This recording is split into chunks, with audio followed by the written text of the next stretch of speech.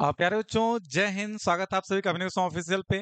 और अभी आपने देखा होगा कि रिसेंटली हम लोग के सामने जो है 2025 का नोबेल प्राइज दिया गया है। तो 2024 का तो हम लोगों ने पिछले साल पढ़ा था, 25 वाला फिर देखते हैं। देखिए 25 में किसको किसको नोबेल प्राइज किस फील्ड में मिला है, उनका नाम और उन्हें किस लिए नोबेल प्राइज दिया गया, ये हमें पढ़ना होगा। नोबेल प्राइज एक साल में एक बार मिलता है। इसका मतलब अब आने वाले एक साल अगली साल 2026 के अक्टूबर के बीच में जितने एग्जाम्स होंगे उसमें अगर सवाल बनेगा तो यहाँ से बनेगा। और जब भी करंट अफेयर से एग्जाम में क्वेश्चन बनाने की बात होती है और अवार्ड से क्वेश्चन बनाने की बात होती है, तो सबसे पहले जो सवाल आता है वो नोबेल प्राइज के नाम पे ही आता है। तो चलिए देखते हैं। सबसे पहले हम लोग अपना टैगलाइन पढ़ेंगे, जो कि हम लोग की टैगलाइन है, सफलता मेहनत मांगती है। चाहे जिंदगी बनने से पहले करिए, चाहे बिगड़ने के बाद करिए, मेहनत तो करना है सर जीवन चलाने के लिए। सबसे पहले बात करेंगे हम लोग फिजिक्स की। और फिजिक्स के अंदर आपके सामने जो नोबेल प्राइज देंगे, नोबेल प्राइज आपके सामने 6 अलग अलग फील्ड में दिया जाता है। क्या होता है अभी आगे पढ़ाएंगे, पहले करंट डेटा देख लेते हैं, फिर स्टैटिकल डेटा की बात करेंगे। अभी हम लोग नोबेल प्राइज 2025 की बात कर रहे हैं। सबसे पहले हम लोग भौतिक विज्ञान की बात करेंगे, फिजिक्स के क्षेत्र में किसको किसको नोबेल दिया गया। देखिए फिजिक्स के फील्ड में 3 लोगों को नोबेल दिया गया है। एक व्यक्ति का नाम जॉन क्लार्क है, एक का नाम माइकल एस डेवरेट है, एक का नाम जॉन एम मार्टिनिस है। तो 3 लोग को मिला। क्यों मिला है 3 लोग को नोबेल प्राइज जो दिया गया? देखिए बहुत डिटेल में नहीं जाना है, केवल एक एक शब्दों को पकड़ लेना है जिससे हमारा काम एग्जाम में चल जाए। जैसे इनको नोबेल क्यों मिला, तो कहा गया आपके सामने macroscopic quantum mechanical tunnelling and the energy quantisation and the electric circuit. सीधा याद रखिएगा, जो आपके सामने टनलिंग आपके सामने जो होता है, मान लीजिए टनलिंग जो आपके सामने माइक्रोस्कोपिक यांत्रिक सुरंग या विद्युत परिपथ है, उसमें कहा गया हम ऊर्जा का जो क्वांटनीकरण करते हैं, इसके लिए इनको दिया गया। छोड़िए, हमें बस इतना याद रखना आपके सामने कि हाँ क्वांटम फिजिक्स के अंदर दिया गया और टनलिंग के कॉन्सेप्ट के लिए दिया गया। तो अब सीधे हम टनल वाले शब्द को पकड़ लेंगे, हमारा काम चल जाएगा। तो चलिए एक काम करते हैं, इनको पढ़ते हैं। हमने कहा कोई दिक्कत नहीं सर। देखिए फिजिक्स में आपके सामने पता होगा अलग अलग चीजों पर रिसर्च होता है। अब एक आपके सामने सर्किट था, एक आपके सामने टनल था, जिसमें आपके सामने करंट का फ्लो हो रहा था। तो एक टनल के अंदर करंट का फ्लो हो रहा था। अब इसके अंदर जा करके देखना था कि करंट का फ्लो हो रहा है कि नहीं हो रहा है। तो टनल के अंदर जाना था। अब टनल के अंदर कौन जाएगा? तो एक आपके सामने पता है कोई भी डिपार्टमेंट होगा, उस डिपार्टमेंट का सबसे खराब अधिकारी भेजा जाएगा। तो सबसे खराब अधिकारी आपके सामने क्लर्क होता है। कौन होता है? क्लर्क। तो एक क्लर्क था जिसको टनल में भेजा जा रहा था कि जाओ देखो टनल के अंदर सर्किट में करंट जा रहा है कि नहीं जा रहा है। तो जब उस क्लर्क को टनल के अंदर भेजा गया तो वो डर रहा था, क्योंकि रात का समय था, मच्छर काट रहे थे उसको, अंधेरे में अकेले कैसे जाए। तो वो अपने देवर को साथ लेके गया। किसको साथ लेके गया? अब आप कहेंगे सर एक पुरुष का देवर कैसे हो सकता है? कोई बात नहीं, हमारे क्लास में हो सकता है। तो हमने कहा सर क्लर्क ने अपने देवर को साथ लेके गया। देवर से पकड़ लेंगे डेवरेट। क्या पकड़ लेंगे? डेवरेट।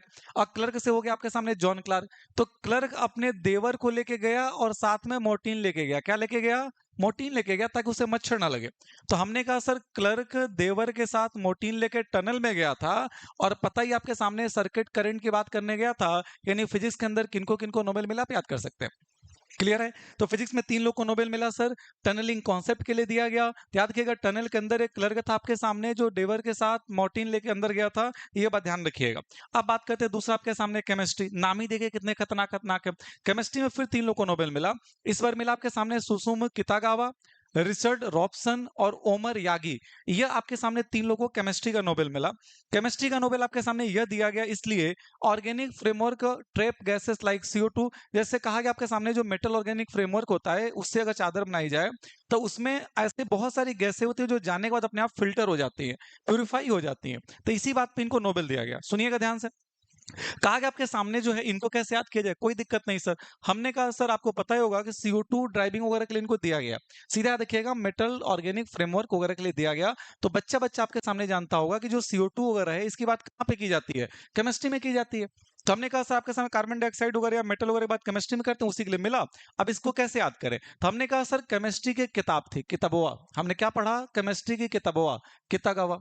तो कितागावा को हमने पढ़ा किताबोआ। तो हमने कहा सर केमिस्ट्री की किताबों में लिखा हुआ था कि जो रीच आदमी होते हैं उनके जो सन होते हैं। क्या लिखा था आपके सामने? केमिस्ट्री के किताबों में लिखा था कि रीच आदमी के जो सन होते हैं उनके उम्र का पता नहीं चलता है, क्योंकि वो घी खाते हैं। तो उमर यागी और रीच आदमी का सन रिचर्ड रॉबसन। किताबोवा यानी कितागावा। तो याद रखिएगा केमिस्ट्री के किताबों में लिखा था कि रीच आदमी के जो सन होते हैं उनके उम्र का पता नहीं चलता, क्योंकि वो घी खाते रहते हैं। तो इसका मतलब आपके सामने Susumu Kitagawa, Richard Robson, Omar Yaghi 3 लोगों को केमिस्ट्री में मिला। और किताबुआ में यह लिखा था कि उमर आपके सामने जो घी खाते हैं किसमें खाते हैं, तो मेटल में रख के खाते हैं, किसी धातु के बर्तन में रख के खाते हैं। यानी मेटल ऑर्गेनिक फ्रेमवर्क के लिए दिया गया, ये भी ध्यान रखिएगा।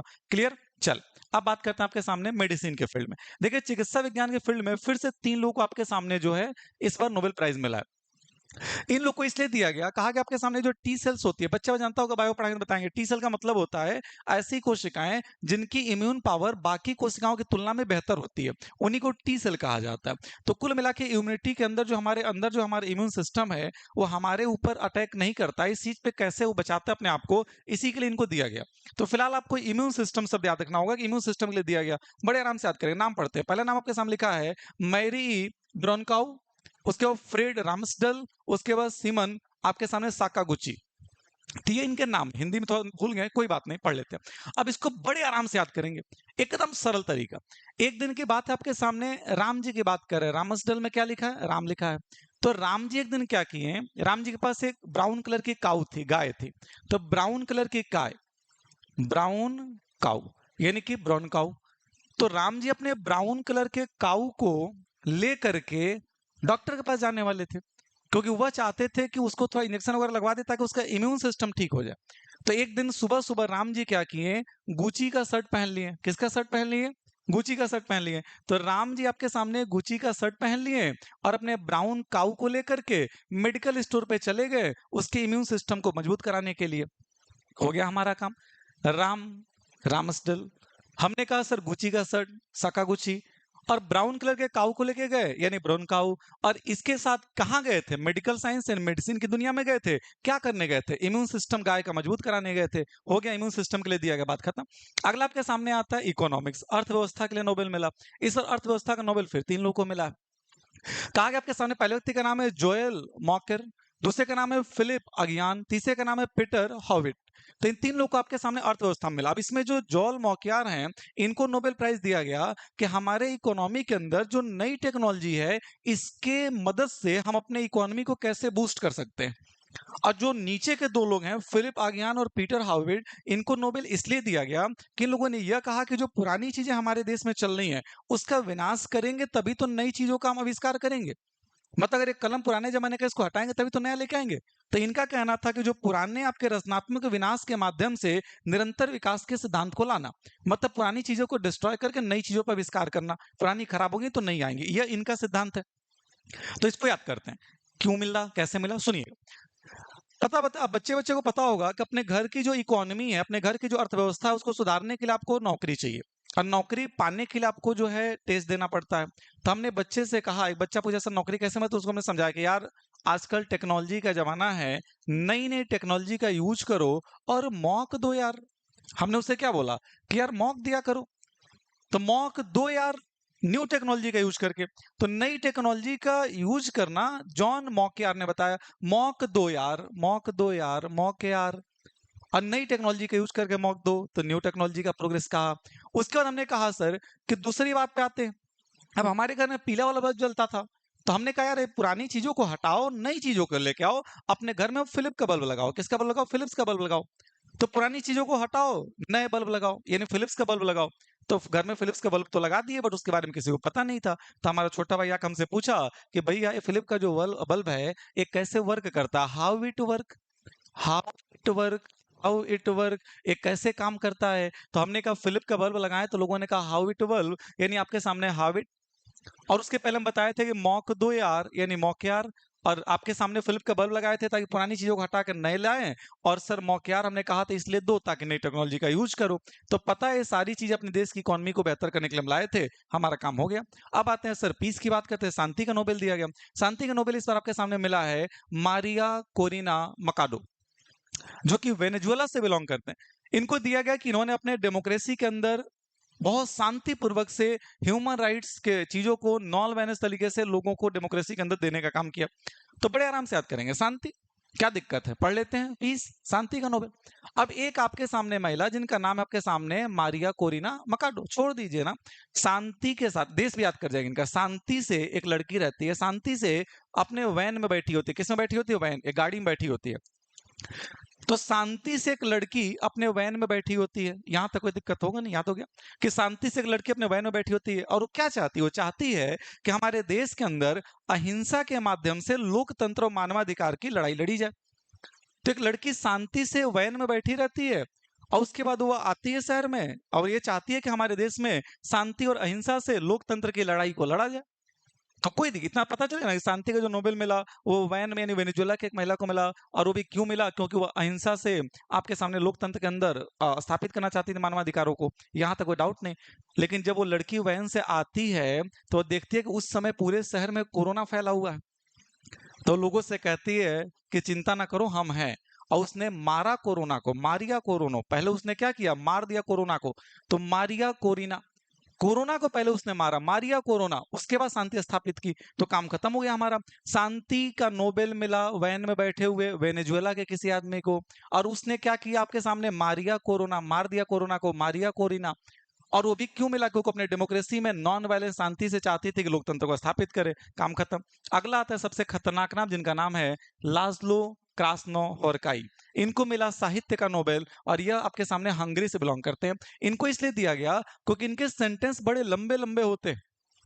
जैसे हम लोग कभी कहा जाए गाय पर निबंध लिखिए, 4 लाइन लिखिएगा उसके बाद खत्म हो जाएगा शब्द, इनके पास इतना शब्द है कि लिखने के लिए दे दीजिए दिन रात लिखते रहेंगे। तो इनके लंबी लंबी रचनाओं के लिए इनको नोबेल प्राइज दिया गया।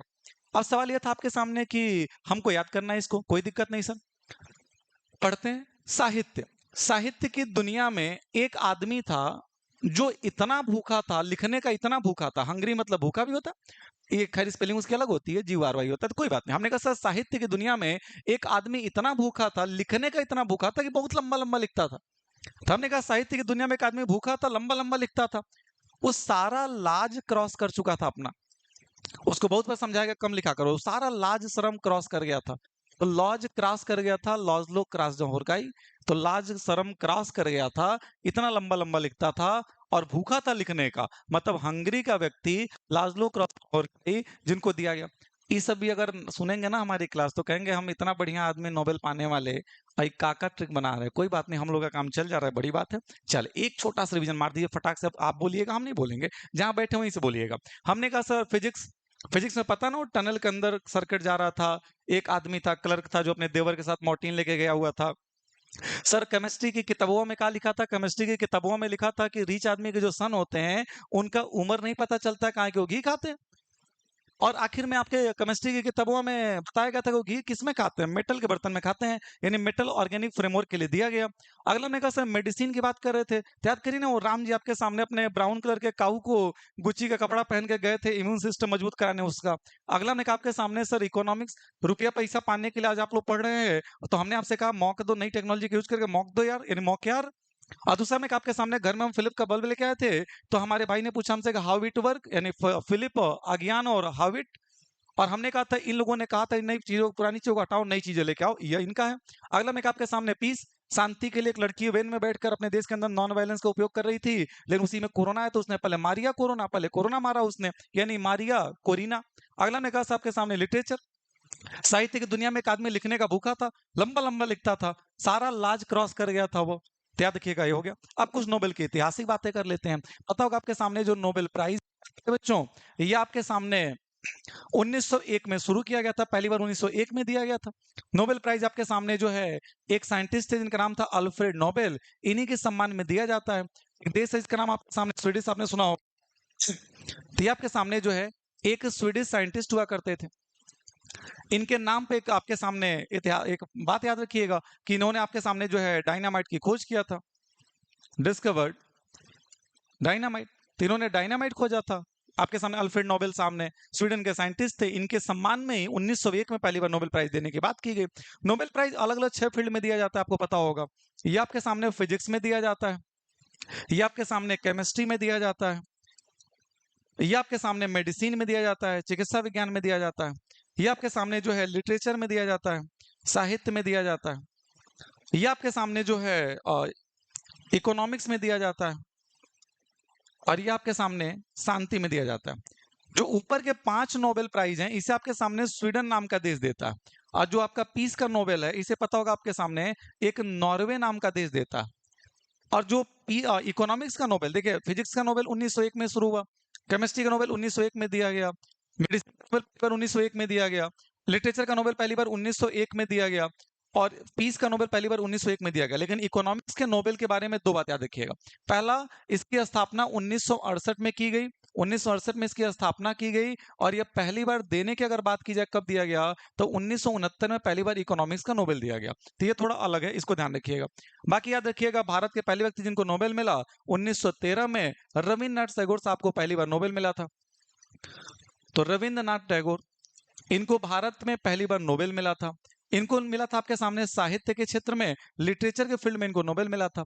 और यह भारत के नहीं, ये आपके सामने याद रखिएगा, फर्स्ट पर्सन इन एशिया, पूरे एशिया के पहले व्यक्ति थे जिनको आपके सामने नोबेल प्राइज मिला था, ये ध्यान रखिएगा। उसके बाद से भारत के पहले साइंस का जो नोबेल है, यह 1930 में मिला था आपके सामने, पता होगा आपको, फिजिक्स के फील्ड में सीवी रमन साहब को मिला था 1930 में। तो ध्यान रखिएगा, ये कुछ बेसिक बातें हैं जो कि आपके डिटेल में आप, खैर हमारा मतलब था आपको इकोनॉमिक्स का, सॉरी, 2025 के नोबेल याद कराना।